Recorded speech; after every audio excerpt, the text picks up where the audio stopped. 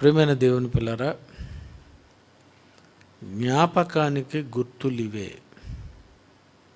జ్ఞాపకానికి మనిషి జ్ఞాపకం పెట్టుకోవాలి. ఏది జ్ఞాపకం పెట్టుకోవాలి? ఏవి నీ హృదయంలో భద్రపరచుకోవాలి? మానవుడు దివారాత్రులు దేనిని గుర్తుపెట్టుకోవాలి, దేనిని ధ్యానించాలి, దేనిని జ్ఞాపకం పెట్టుకోవాలి? మనిషికి ఏవి గుర్తుండిపోతున్నాయి? మనిషి వేటిని మర్చిపోతున్నాడు? మనిషి మర్చిపోయేది ఎప్పుడు దేవుని వాక్యమే. మనిషికి గుర్తుండనిది ఎప్పుడు దేవుని వాక్యమే. మనిషి గుర్తు పెట్టుకోలేనివి ఎప్పుడు దేవుడు చేసినటువంటి మేలులే. ఎందుకో దేవుని గురించి, దేవుడు చేసినవి, దేవుడు మన పట్ల జరిగించినటువంటివి మనిషి ఎందుకో గుర్తుపెట్టుకోడు. మనిషి కొరకు చేసినవి గుర్తుపెట్టుకుంటాడు. ఒక మనిషి కొన్ని పరిస్థితుల్లో, ఆపదల్లో ఉన్నటువంటి పరిస్థితుల్లో ఒక డబ్బు సహాయం చేసిన, ఒక బండి సహాయం చేసిన, ఒక బంగారం సహాయం చేసిన, ఒక పొలము సహాయం చేసిన, ఇల్లు సహాయం చేసిన మనిషి మర్చిపోడు. అవి గుర్తుపెట్టుకుంటాడు. కానీ ఎందుకో దేవుని వాక్యం అనేసరికి ఈరోజు ఏం ప్రసంగం చెప్పారంటే చెప్పలేరు. ఉదయం ఏం మాట్లాడారంటే మర్చిపోతారు. పోయిన వారం ఏం చెప్పారంటే టైటిల్ మర్చిపోతారు. ఎందుకు ఇలాగా మనిషి మర్చిపోతున్నాడు? నువ్వు మర్చిపోతావు అనుకునేటప్పుడు నువ్వు గుర్తు పెట్టుకొనుటకు ఏదో ఒక గుర్తు నువ్వు సిద్ధం చేసుకోవాలి. నేను ఎప్పుడు మర్చిపోతానండి అన్నప్పుడు ఒక గుర్తు. నేను ఎప్పుడైనా ఏదైనా కొనాలనుకోండి, ఇంట్లో ఏదైనా లిస్ట్ ఇచ్చారనుకోండి, నాకు లిస్ట్ గుర్తుండదు. అప్పుడు నేను ఏం చేసుకుంటానంటే నెంబర్స్ పెట్టుకుంటాను. 3 తేవాలి, 5 తేవాలి, అంతే గుర్తులు అనమాట. 5 అనగా నాకు అర్థమైపోద్ది. ఈ 5 ఏం తేవాలి, షాప్లో ఏం కొనాలి,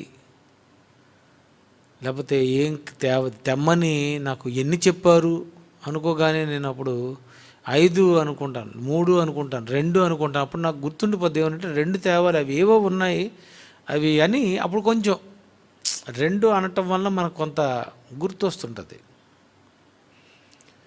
అలాగే దేవుడు కూడా బైబిల్లో ఎన్నో సంగతులు ఆయన రాయించాడు. ఆయన ఎంత మంచి దేవుడు అంటే ఆయన కూడా గుర్తుపెట్టుకోవాలి. నేను గుర్తుపెట్టుకోవాలి. ఏమని గుర్తుపెట్టుకోవాలి, ఏ గుర్తు పెట్టుకోవాలి అని దేవుడు కూడా ఆలోచించాడు. మీది ఏ గుర్తండి? కాంగ్రెస్ వారిది ఏ గుర్తు? హస్తం. తెలుగుదేశం ఏ గుర్తు? సైకిలు. చూసారా? బీజేపీ ఏం గుర్తు? కమలం. చూసారా? మీకు అర్థమైపోద్ది. సైకిల్ గుర్తు రాగానే తెలుగుదేశం, హస్తం గుర్తు రాగానే కాంగ్రెస్. సో గుర్తు పెట్టుకోండి. అంటే మమ్మల్ని గెలిపించుటకు గుర్తు ఇదే. గుర్తు పెట్టుకోండి. అలాగే దేవుడు ఆయన కూడా గుర్తుపెట్టుకున్నాడండి. ఏమని గుర్తుపెట్టుకున్నాడు తెలుసా?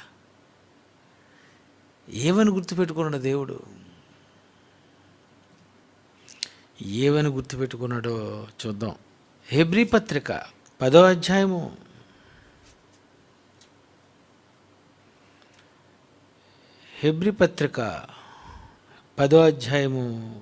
3:17. హెబ్రీ పత్రిక 10వ అధ్యాయము 3వ వచనం. 17వ వచనం చూడండి. అయితే ఆ బలులు అర్పించుట చేత ఏటేటా పాపములకు జ్ఞాపకమునకు వచ్చుచున్నవి. చూడండి, మీరు బలి అర్పిస్తుంటే నాకేం గుర్తొస్తుంది? పాపం గుర్తొస్తుంది. చూసారా, మీరేమో పాపాలు పోవాలని పావురం ఇస్తున్నారు, మీరు పాపాలు పోవాలని గొర్రెలను ఇస్తున్నారు, మీరు పాపాలు తీసుకొనుటకు పాప పరిహారార్థ బలి మీరు ఇస్తున్నారు. మీరిస్తుంటే నాకు మీరిచ్చే గొర్రె గుర్తు రావడం లేదు, మీరిచ్చే మేక గుర్తు రావడం లేదు, మీరిచ్చే పావురం గుర్తు రావడం లేదు, ఇచ్చిన వస్తువు గుర్తు రావడం లేదు, మీరు చేసిన పాపం గుర్తు వస్తుంది. అంటే చూడండి, ఇది ఎలాంటి గుర్తు? సరే, మీరు ఇస్తున్నటువంటి పాప పరిహారార్థ బలిలో ఆ బలి నాకు వినిపించగానే బలిచ్చాడా అయితే తప్పు చేశాడు. సరే, బలిచ్చాడా అయితే తప్పు చేశాడు. ఎలా గుర్తొచ్చేస్తుందో, ఆ బలిని చూస్తే నాకు పాపం గుర్తొస్తుంది. మీరు గొర్రెనిచ్చారు, బలి అర్పించారు అనగానే నాకు పాపం గుర్తొస్తుంది. మీరు ఎడ్లిచ్చారు బలి అని తెలియగానే నాకు పాపం గుర్తొస్తుంది. చూసారా, అంటే మీరు చేసినటువంటి ఈ పాప పరిహారార్థ బలిలో మీరిచ్చినటువంటి బలికి మిమ్మల్ని నేను క్షమించాలి, పోన్లే తప్పు చేసినందుకు వీడు బలిచ్చాడు అన్నది నాకు కాదు గుర్తొస్తున్నది. వీడు పాపం చేశాడు కనుక నాకు బలి అర్పిస్తున్నాడు. సరే, ఎలా గుర్తొస్తుంది ఆయనకి? ఎలా?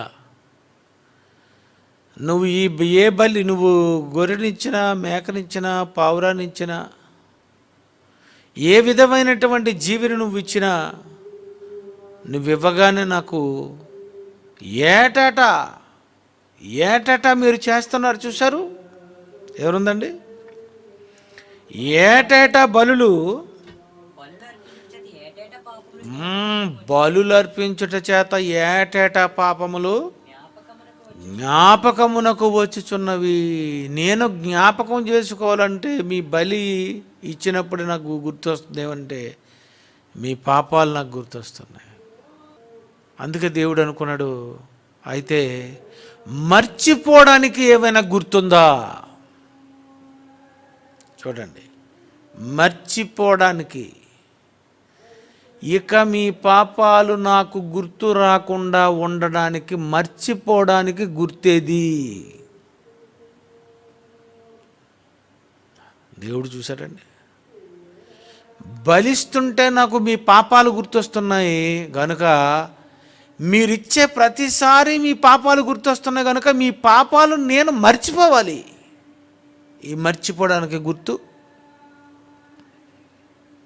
ఈ మర్చిపోవడానికి గుర్తు ఏంటి? ఏం గుర్తు? హెబ్రీ 8:12, నేను వారి దోషముల విషయమై దయగలిగి వారి దోషముల విషయమై దయగలిగి వారి దోషములు, వారి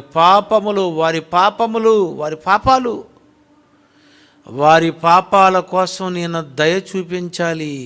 అయితే నా దయా సంకల్పము, దేవుని దయా సంకల్పము, దేంటి దేవుని దయా సంకల్పము? నీ పాపాల విషయమై నేను దయగలిగి, నేను పాపాలు నేను మర్చిపోవాలి. మీరు బలిస్తుంటే గుర్తొస్తుంది, కానీ ఇక గుర్తు రాకూడదు. నాకు గుర్తు రాకుండా ఉండాలంటే నేనేం చేయాలి? జ్ఞాపకానికి గుర్తు ఏది? పాపం చేశావని అనడానికి గుర్తేది? ఈ పాపాలు నేను మర్చిపోతాను అనడానికి గుర్తేది? చూసారా, నువ్వు చేసిన పాపానికి ఇక నేను మర్చిపోవాలి. ఏంటి ఆ గుర్తు? వారి దోషముల విషయమై దయగలిగి, వారి దోషముల విషయమై దయగలిగి, నేను ఒక దయాపూర్వక సంకల్పము యేసుక్రీస్తు ద్వారా నాకు కుమారులనుగా స్వీకరించాలి. యేసుక్రీస్తు ద్వారా నేను మిమ్మల్ని క్షమించాలి. యేసును బలి చేయటం ద్వారా, శిలువ మీద మీ కొరకు ఆయనను అర్పించటం ద్వారా మిమ్మల్ని నేను ఇక క్షమించాలి, మిమ్మల్ని క్షమిస్తున్నాననే నేను అనుకోవాలి తప్ప ఇక మీ పాపాలు ఇక నాకు జ్ఞాపకానికి రాకూడదు. జ్ఞాపకం రావడానికి గుర్తేది, జ్ఞాపకం ఉంచుకోకుండా ఉండడానికి గుర్తేది. చూడండి ఎలా ఉంది, ఎంత కష్టంగా ఉందో. జ్ఞాపకం ఉంచుకోవడానికి గుర్తేది, జ్ఞాపకం ఉంచుకోకూడదు. నీ పాపం నాకు గుర్తొచ్చేస్తుంది బలిస్తుంటే, అది చూడగానే నాకు గుర్తొస్తుంది. అయితే నేను మర్చిపోవాలి. నేను దేవుడుగా నేను ఇక ఎన్నడూనూ జ్ఞాపకం చేసుకోకుండా ఉండాలి. ఏం చెయ్యాలి? అందుకే దేవుడు అంటున్నాడు హెబ్రీ 8:12, నేను వారి దోషముల విషయమై దయగలిగి వారి పాపములను ఇకను ఎన్నడూనూ జ్ఞాపకము చేసుకోను. మీ పాపాలు నేను జ్ఞాపకం చేసుకోను. మీ పాపాలు ఇక నేను జ్ఞాపకం చేసుకోను. మీ పాపాలు జ్ఞాపకం చేసుకోకుండా ఉండడానికి గుర్తేది? జ్ఞాపకానికి గుర్తులివే. జ్ఞాపకానికి గుర్తులివే. నీ పాపాలు జ్ఞాపకం చేసుకోకుండా ఉండాలి అని నేను కూడా ఒక గుర్తు వేసుకున్నాను. ఏంటా గుర్తు? యేసుక్రీస్తును శిలువ మీద బలి చేయటం. ఆ శిలువను చూడగానే నాకు ఇక మీ పాపములను ఇకను ఎన్నడూనూ నేను జ్ఞాపకం చేసుకోకూడదు.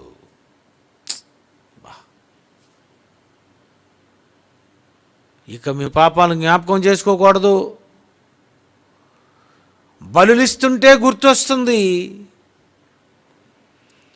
యేసు బలిస్తుంటే ఆయన శిలువ మీద ఎప్పుడైతే రక్తము కార్చి అక్కడ చనిపోయారో ఆ శిలువ గుర్తు చూడగానే నాకేమనిపిస్తుందంటే ఇక మిమ్మల్ని మీ పాపములను ఇకను ఎన్నడూనూ జ్ఞాపకము చేసుకోను. ఇక ఎన్నడూనూ జ్ఞాపకము చేసుకోకుండా ఉండాలంటే శిలువ గుర్త. నీ పాపాలు జ్ఞాపకం చేసుకోవాలంటే నువ్వు ఇచ్చే పాప పరిహారార్థ బలి గుర్త. ఆలోచించండి. నువ్వు పావురం ఇవ్వగానే, గొర్రె ఇవ్వగానే, మేక ఇవ్వగానే నువ్వు తప్పు చేసావని గుర్తొస్తుంది. అయితే నేనేం చేయాలంటే ఇక నేను ఎన్నడూనూ ఇక జ్ఞాపకం చేసుకోను.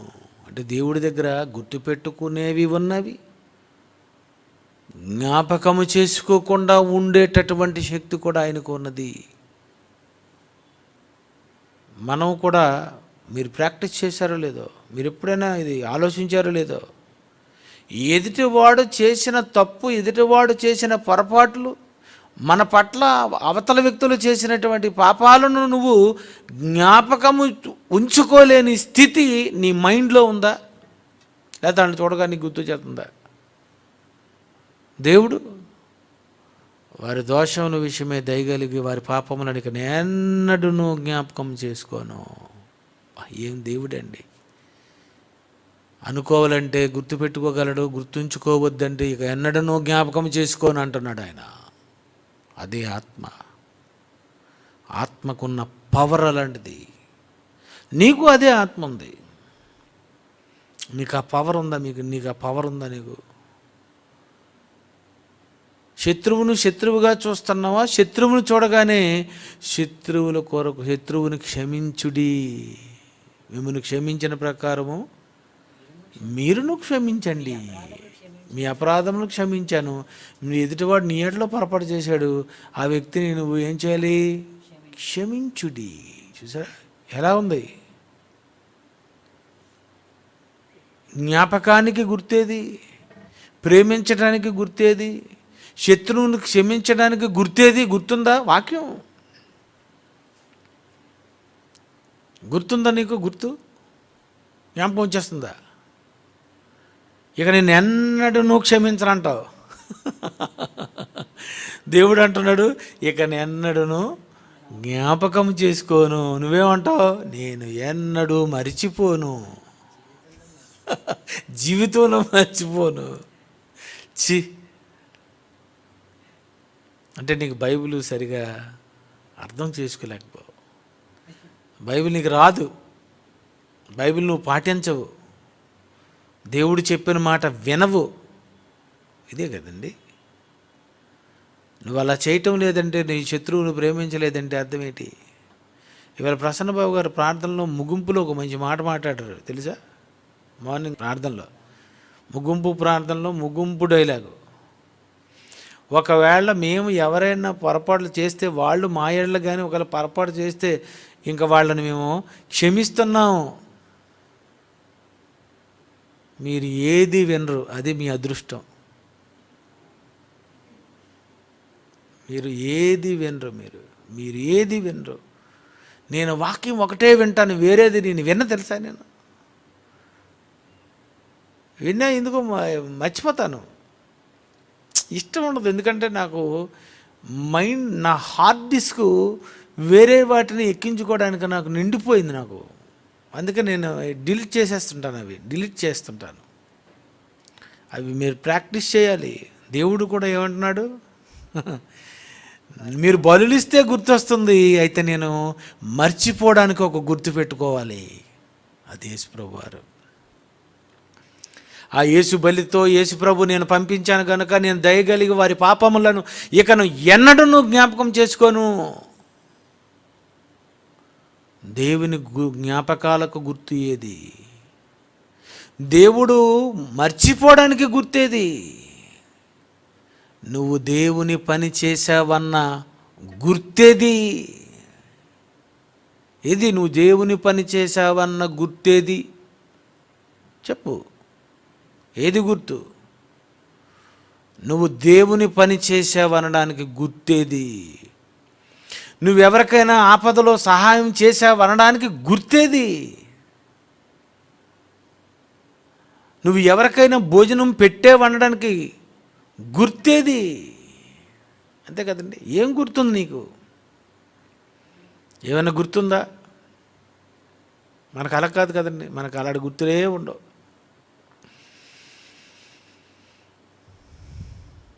వర్ధనకి బాగోలేదు కనుక జ్ఞాపకార్థంగా ఏం జరిగింది? బోల్డ్ బ్యాగులు కొన్నారండి, నిన్నే చూశాను. అంతే కదండి. ఇది ఎంత ప్రమాదం, ఎంత లాస్ట్ మూమెంట్ అది. అది ఎంత ఎంత ఎంత పీక్ స్టేజ్ తెలుసా మీకు? టెన్షన్ మీకే ఉంటుంది, వాళ్ళకు ఉంటుంది, కానీ ఎంత టెన్షన్ ఉంటుంది. అయితే నేను నా జీవితంలో నా కొడుకుని బ్రతికించినందుకు, నా కొడుకు విషయంలో దేవుడు ఇలా కాపాడినందుకు జ్ఞాపకానికి గుర్తు, జ్ఞాపకానికి గుర్తు. చూసారా? జ్ఞాపకానికి గుర్తు ఇదే. దేవుని కొరకు నువ్వు చేసావనడానికి ఏది గుర్తు? చూద్దాం, మరొక మంచి పాయింట్ చెప్తాను. అపొస్తలుల కార్యాలు 12:14. అపొస్తలుల కార్యములు 12:14.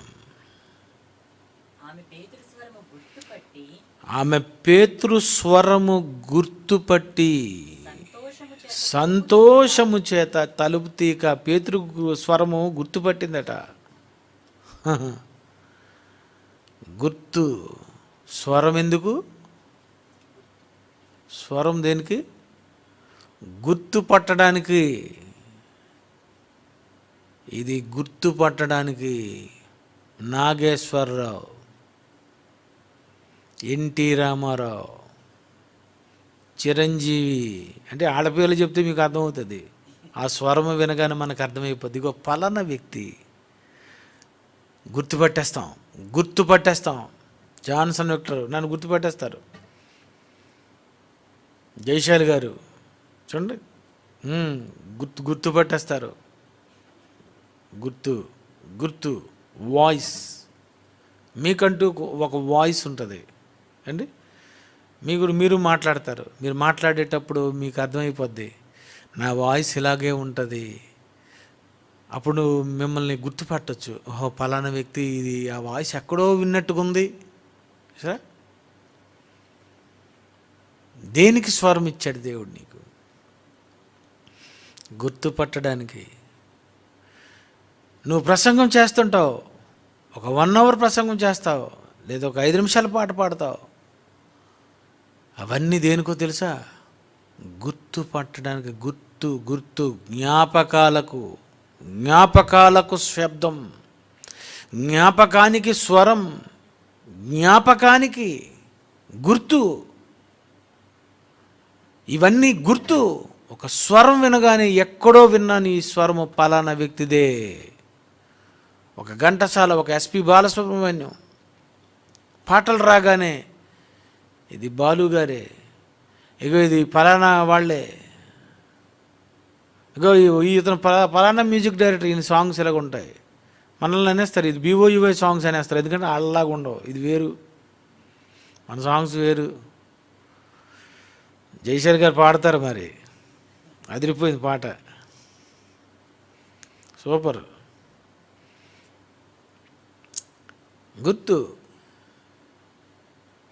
గుర్తండి, జ్ఞాపకానికి గుర్తు. మరి శంకర్ కదండి ఆయనతో పాడించుకోవాలి కదండి. మరి ఏది జ్ఞాపకానికి గుర్తులేవి? ఏవి గుర్తులు? 1 కొరింథీయులకు రాసిన పత్రిక 4వ అధ్యాయము 17వ వచనం. 1 కొరింథీ 4వ అధ్యాయము 17వ వచనం. ఇందు నిమిత్తం ప్రభువునందు నాకు ప్రియుడును నమ్మకమైన నా కుమారుడు తిమోతిని మీ యొద్దకు తిమోతిని పంపి ఉన్నాను. క్రీస్తునందు నిన్ను నడుచుకుని విధమును, అతడు నేను క్రీస్తునందు నేను నడుచుకొను విధమును అనగా ప్రతి స్థలములోను ప్రతి సంఘములో నేను బోధించు విధమును మీకు జ్ఞాపకము చేయును. బోధించే విధము ఇది పౌలు గారి బోధించే విధము. ఇది పౌలు గారు బోధించే విధము. జ్ఞాపకం చేసుకోండి, జ్ఞాపకం చేయి. నువ్వు నేను ఎలా బోధిస్తానో నేను బోధించే విధమును నువ్వు జ్ఞాపకం చేయాలి. నిన్ను చూస్తూ నీ బోధ ఎప్పుడైతే నువ్వు స్టార్ట్ చేసావో, ఇది పౌలు గారు బోధించినట్టుగా మాకు పౌలు గారు గుర్తొస్తున్నారండి అని అనాలి. చూసారా, మనం బోధిస్తే ఏమంటారు? మీరు జైశాలి గారి తాలూకే కదండి, పిడి సుందరరావు గారండి అండి. మనం ఎక్కడ బోధించినవండి, నేను బోధించు విధము. పౌలు గారు అంటున్నారు, నేను నడుచుకొని విధము, నేను బోధించు విధము జ్ఞాపకము చెయ్యి. చూసారా, నేను ఎలా బోధిస్తున్నానో, నేను ఎలా సబ్జెక్ట్ చెప్పానో, నేను ఏ పాయింట్స్ చెప్పానో, నేను చెప్పు విధము, నేను నడుచుకునే విధము. తిమోతి, నువ్వు వెళ్ళి అక్కడ జ్ఞాపకము చేయి. జ్ఞాపకానికి గుర్తేదో తెలుసా? నేను బోధించు విధము. నన్ను జ్ఞాపకం చేసుకొనుటకు ఆ విధం ఏంటో తెలుసా? నేను చెప్పే ఒక సబ్జెక్టు. మన నాయుడు అక్కడ చెప్తుంటే వాళ్ళు అంటారట, ఏంటి మీరు అక్కడుండే కదండి వచ్చారు. నేను ఇంకంతే కదండి, వాళ్ళకి తెలిసిపోద్ది ఇది ఖచ్చితంగా ఇది పులిపే, ఇది నిమ్మకాయే, ఇది మామిడి చెట్టే, ఇది మామిడి పండే, ఇది అరటి పండే. అంతే కదండి, అరటి పండు నోట్లో పెట్టి ఇది ఏదో పండు అన్నారు అనుకోండి, మీరు ఒప్పుకోరు. చెప్పకండి, ఇది మాకు తెలుసు, ఇది అరటి పండే. గుర్తు, రుచికి గుర్తు, రుచిని గుర్తు పెట్టుకోవటం. పౌలు గారు అంటున్నారు, నేను నడుచుకున్న విధమును, నేను బోధించే విధమును జ్ఞాపకం చెయ్యి. చూసారా, ఒక బోధకుడు బోధించే బోధ నువ్వు మరొకసారి జ్ఞాపకం చేయాలి. జ్ఞాపకమునకు గుర్తు ఇదే.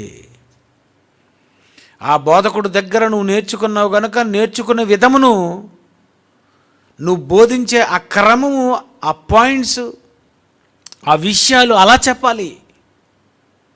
బోరు కొట్టించకూడదు. ఏం చెప్తాడా అని జనం టెన్షన్గా ఉండాలి. మెసేజ్కి నిలబడ్డావా, ఏం చెప్తారు, టైటిల్ వేసినప్పటి నుండి ముగింపు వచ్చినంత వరకు ఏం చెప్తారు, ఎలా ముగిస్తారు అన్నట్టుగా ఉండాలి. జయశంకర్ గారి విధం అది. ఎప్పుడు ఆదివారం వస్తుందా అని ఎదురు చూసేవాడిని. ఎప్పుడు ఆదివారం వస్తుందా, ఎప్పుడు మీటింగ్లా, ఇప్పుడు ఆ మీటింగ్లో ఆ టైటిల్లో ఏం చెప్తారు, ఆదివారం వస్తే ఈ ఆదివారం ఏం ప్రసంగం వస్తుంది, ఈ వారం ఏం చెప్తారు. బోధించే విధము జ్ఞాపకం చేయి. జ్ఞాపకానికి గుర్తు నా స్వరము, నా విధానము, నా బోధించే విధానము. సరే, గలతీ పత్రిక 2:10, మేము బేదలను జ్ఞాపకము చేసుకొనవలననే వారు కోరిరి. మేము బేదలను జ్ఞాపకము చేసుకోవాలి. వాళ్ళు అంటున్నారట, మీరు జ్ఞాపకం చేసుకోండి, మీరు బేదలను జ్ఞాపకం చేసుకోండి. పేదలు ఎవరైతే ఉన్నారో వాళ్ళకి మీరు సహాయం ఇవ్వండి. పేదలు ఎవరైతే ఉన్నారో వాళ్ళకి వస్తువులు ఇవ్వండి. మీరు బేదలను జ్ఞాపకం చేసుకోండి. ఎందుకు బేదలను జ్ఞాపకం చేసుకోవాలి?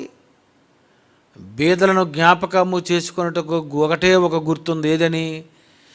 బేదలను కనికరించేవాడు యెహోవాకు అప్పిచ్చువాడు. ఓహో, ఇది గుర్తు రావాలా. పేదలను నువ్వు సహాయం చేస్తూ, నువ్వు పేదలకు ఏదైనా మరి దాన ధర్మాలో లేకపోతే ధన సహాయము నువ్వు ఏం చేసినా నీకొకటే గుర్తు రావాలి, అయితే నేను యెహోవాకు అప్పిచ్చాను. సామెతలు 19:17. సామెతలు 19:17. బేదలను కనికరించువాడు యెహోవాకు అప్పిచ్చువాడు. యెహోవాకు అప్పిచ్చువాడు. యెహోవాకు అప్పిచ్చాను. నువ్వు బేదలకు ఏ సహాయం చేసినా నీకు అర్థమైపోవాలి, నేను యెహోవాకు అప్పిచ్చాను. నేను అప్పు జ్ఞాపకమునకు గుర్తు ఇదే. బేదలకు నువ్వు ఇచ్చావంటే యెహోవాకు అప్పిచ్చావు. అప్పిచ్చారంటే భూమి మీద ఎవడకు అప్పిచ్చినా అప్పు తిరిగి రాకపోవచ్చేమో, కానీ దేవుడికి అప్పిస్తే వస్తుంది. ప్రియమైన దేవుని పిల్లారా, బేదలు గుర్తు రాగానే నీకేమనిపించాలి? నేను యెహోవాకు అర్పించాను. గుర్తు బేదలు రాగానే నీకు గుర్తు రావాలి, యెహోవాకు నేను అప్పిచ్చానని. ఎంత బ్రహ్మాండంగా బైబిల్ రాస్తున్నారు చూసారా. బేదలను జ్ఞాపకము చేసుకొనుటకే. కొలస్సీ 4:17. కొలస్సీ 4:17 చూడండి. ప్రభువునందు నీకు అప్పగించినటువంటి పరిచర్యను నువ్వు నెరవేర్చుటకు. కొలస్సీ 4:17, దాని గురించి జాగ్రత్త పడుమని అర్కిప్పుతో చెప్పుడి. బంధకములను 18, పౌలను నేను స్వహస్తముతో నా వందనములు రాస్తున్నాను. నా బంధకములను జ్ఞాపకం చేసుకోండి. బంధకం, పౌలు గారు ఎందుకు ఖైదీ అయ్యారు? ఎందు నిమిత్తము ఖైదీ అయ్యారు? ఎందు నిమిత్తము జైలుకి వెళ్ళారు? ఎందు నిమిత్తం అరెస్ట్ చేయబడ్డారు? నా బంధకములు జ్ఞాపకం చేసుకోవాలి. ఒక దైవ సేవకుని మీద కేసు వేశారంటే అర్థం చేసుకోవాలి. మీరు బంధకములు జ్ఞాపకం చేసుకోవాలట. బంధకములు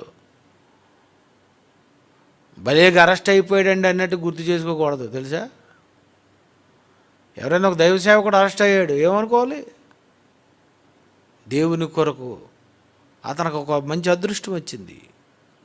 బంధకములు దేవుని కొరకు. మీరు ఎవరినైనా ఒకవేళ సువార్త చేస్తున్నాడు పట్టుకెళ్ళిపోయారు అనుకోండి, మీకేమనిపించాలి? దేవుని కొరకు నేను దేవుని తరఫున దేవుని కొరకు నేను సువార్త ప్రకటిస్తుంటే నన్ను అడ్డుకున్నారు, నన్ను తీసుకెళ్ళిపోయి పోలీసులు జైల్లో పెట్టారు. బంధకములు జ్ఞాపకం చేసుకొనుడి. ఒక క్రైస్తవుడిని అరెస్ట్ చేశారనగానే ఈ వాక్యం గుర్తు చేసుకోవాలి. పౌలు గారిని ఆ రోజు బంధించినట్టుగానే ఈయన కూడా బంధించారండి. ఆ రోజు మొదటి శతాబ్దపు క్రైస్తవులను హింసించినట్టుగానే ఈ తరంలో కూడా హింసించారండి. అది గుర్తు రావాలా? ఏం గుర్తొస్తుంది నీకు? ఏం జ్ఞాపకం చేసుకోవాలి? ఎందు నిమిత్తం జ్ఞాపకం చేసుకోవాలి? గుర్తులు ఏం గుర్తులు ఉన్నాయి? ఏం గుర్తొచ్చింది? స్వరం అని అనగానే ఏం గుర్తొచ్చింది? బలి అనగానే ఏం గుర్తొచ్చింది? సిలువ అంటే ఏం గుర్తొచ్చింది?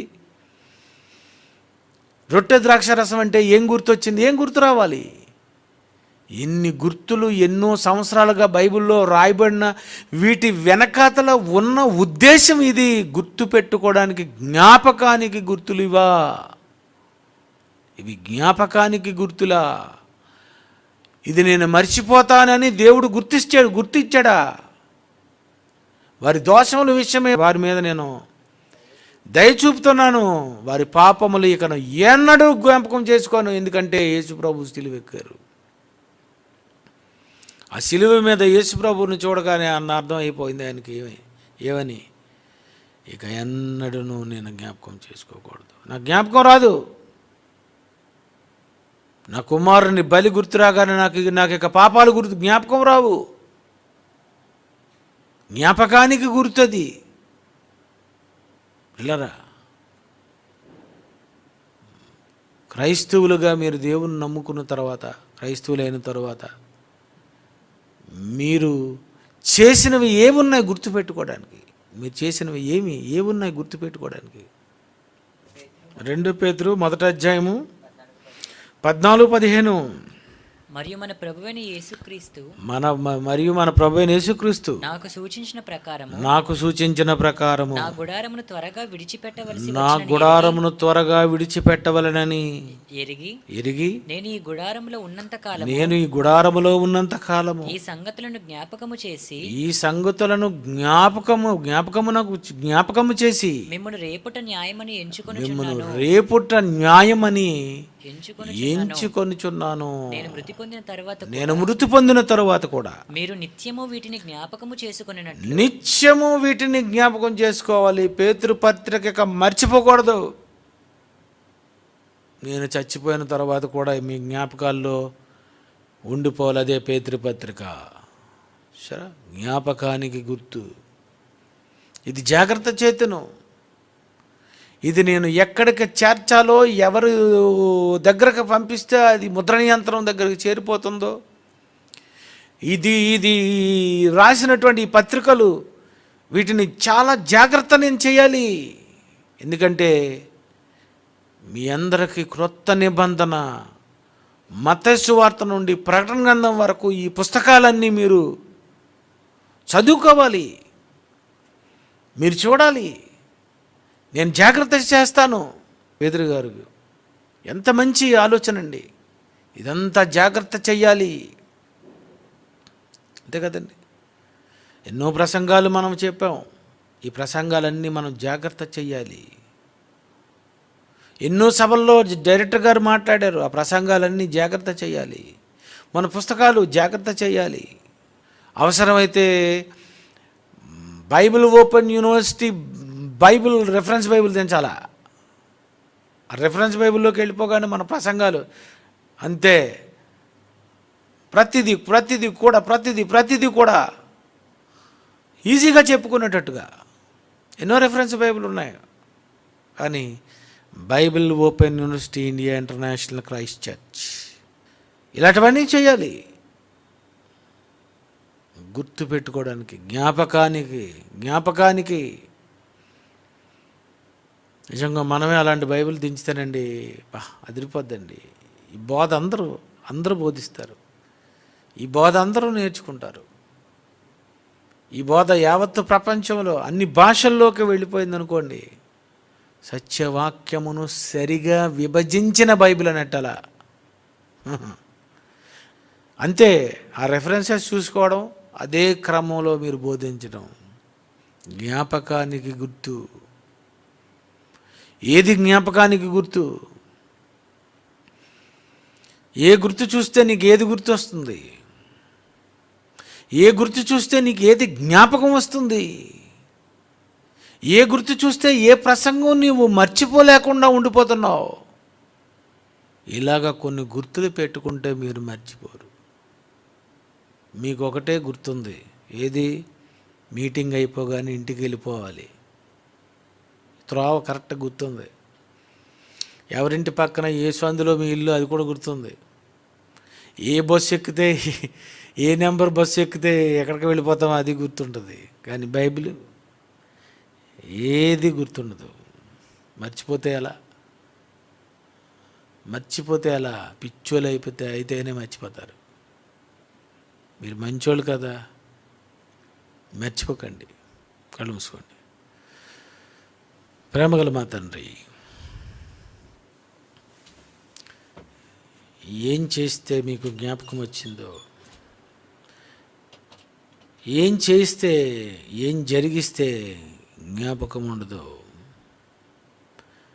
ఇవన్నీ కూడా మీరు గుర్తులు రాశారు. జలప్రళయానికి గుర్తుగా రాశారు. మానవులను పాపాలను క్షమిస్తాను, ఇక జ్ఞాపకం చేసుకోనని గుర్తుగా యేసుక్రీస్తును సిలువ మీద బలి చేశారు. ఇవన్నీ మీరే గుర్తులుగా మీరు రాస్తే, మేము కూడా ఎన్నో ప్రసంగాలు వింటున్నాం, ఇవి మర్చిపోతున్నాం, గుర్తుండడం లేదు. మాట్లాడమంటే రాదంటున్నారు, భయపడుతున్నారు, జ్ఞాపకంలో ఉంచుకోలేకపోతున్నారు. ఎలా చేస్తే గుర్తుపెట్టుకుంటారో అది కూడా మీరు బైబిల్లో రాశారు. ఇవన్నీ మీ పిల్లలు గుర్తుపెట్టుకొని జ్ఞాపకం ఉంచుకొని ఎప్పుడు జ్ఞాపకం చేసుకొని మీ మాటలు అనేక మందికి మరి గుర్తు చేయగలిగేటట్లు సహాయం చేయమని యేసుక్రీస్తు పేరటి ప్రార్థనకు సమర్పిస్తున్నాం తండ్రి. ఆమేన్. దేవుని జ్ఞాపకాలలో నీవున్నావా? ఆ దేవుడు గుర్తుంచుకుని పని చేసావా? ఆ యేసులా, ఆ యోబులా, దావీదులా, నీవు నోవాహులా. ఆ యేసులా, ఆ యోబులా, దావీదులా, నీవు నోవాహులా. దేవుని జ్ఞాపకాలలో నీవున్నావా? ఆ దేవుడు గుర్తుంచుకుని పని చేసావా?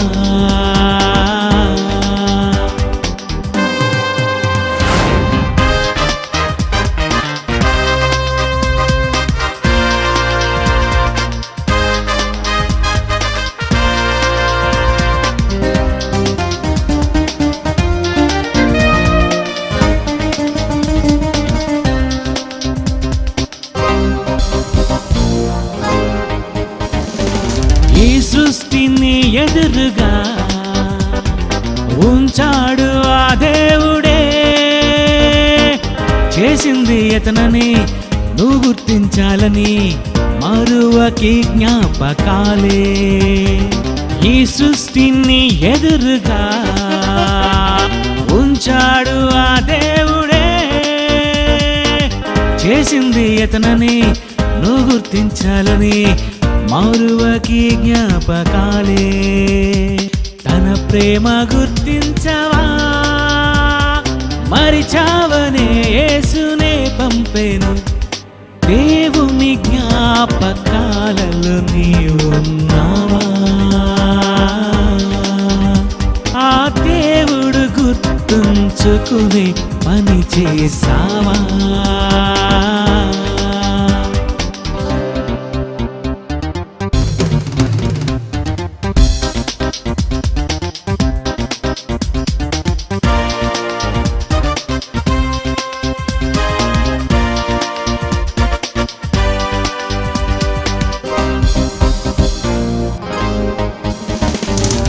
ఒకనాటి తన జ్ఞాపకాలే మరిచావులే నీవని ఉంచాడు జ్ఞాపకం, రాసాడు పుస్తకం, బైబులే జ్ఞాపకాలే. ఒకనాటి తన జ్ఞాపకాలే మరిచావులే నీవని ఉంచాడు జ్ఞాపకం, రాసాడు పుస్తకం, బైబులే జ్ఞాపకాలే. తన ప్రేమ గుర్తించవా, తన మదిలో గుర్తుండే పని చేయవా, దేవుని జ్ఞాపకాలలో నీవున్నావా? ఆ దేవుడు గుర్తుంచుకునే పని చేసావా?